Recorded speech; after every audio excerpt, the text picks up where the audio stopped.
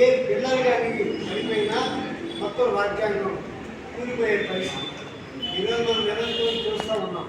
ఈరోజు ఫెడరలిజం మీద దాడి జరుగుతుంది.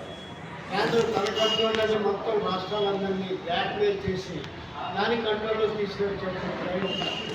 దీనికి భిన్నంగా డాక్టర్ బిఆర్ అంబేద్కర్ అన్ని రాష్ట్రాలకి సమాన హక్కు హోదానికి రాజ్యాంగంలో కల్పించారు.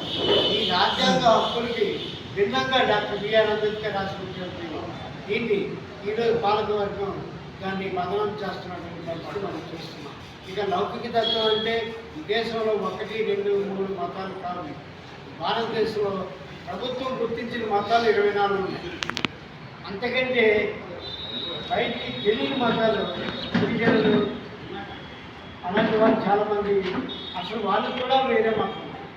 ఇక్కడ మన జిల్లాలోనే 2-3 మతాలు గిరిజన ఏరియాలు మనం వెళ్తే వాళ్ళు దేవుడిని దేయాలు మొక్కలు వాళ్ళు చేసేది అక్కడ ఉన్నటువంటి పొయ్యి తీసి పలుగు పారాలను పడేసి ఆ పలుగు పార అది వాళ్ళ జీవితాన్ని ఇస్తుంది.